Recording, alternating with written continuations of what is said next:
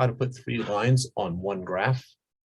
So I have 3 sets of data. This was for, we'll call spring 1, spring 2, and rubber band. I don't actually remember which is for which, but this is just a sample here. So first off, I'm going to insert chart. And it automatically picked that. It hasn't been doing that. So let's assume it does not do that. So let's go ahead and delete those. So if you right click and go down to select data, I can add series name. I'm going to call spring 1. And then the X values, I'm just going to put the cursor right there in that blank and just come up here and highlight what I want. And then for my Y values, this is assuming I'm doing displacement versus force. So therefore force is on the horizontal axis and displacement is on the vertical axis. And I click OK. I want to add, call it spring 2. Put the cursor there, and I could also have clicked here. That would do the same thing. And I come over here and I highlight that, click to get back, and then it's just easier to put the cursor there, get rid of that equals 1, and highlight what I want.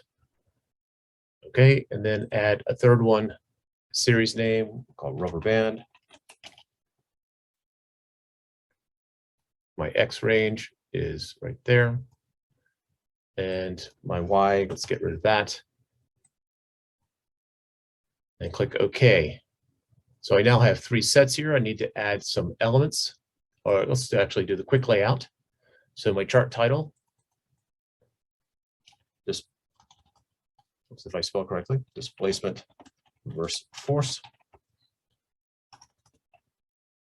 And then my axis title here, I'm just clicking till the whole thing highlights. This is displacement in meters, I believe. And then axis title,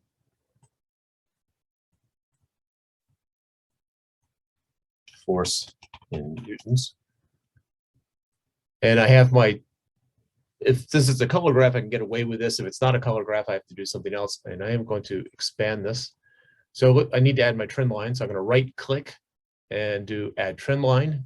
And down here, display equation and display R² value. And that's what that is. And then I'm going to the gray. I right click on one of the data points and do add trend line. And I click on the display equation and display R² value. And then the last one, I right click, add trend line, display equation, display R² value.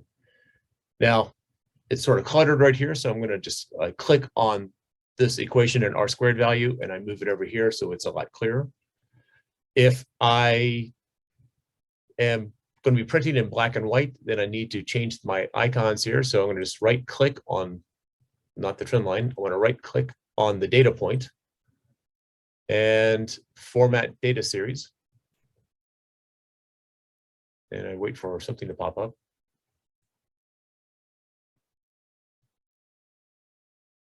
There we go. So I click on that data series, I come over to marker, and I want to change that to marker options.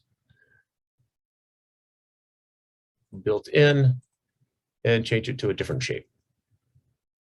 And now if I come over here, there are now squares, and that is updated over here as well, and then legend, and then gray.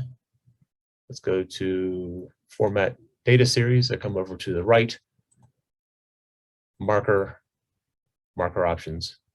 I want to do one of the built-in ones, and let's go for triangles. And matter of fact, gray is just really not a particularly good color, so let's change that color also.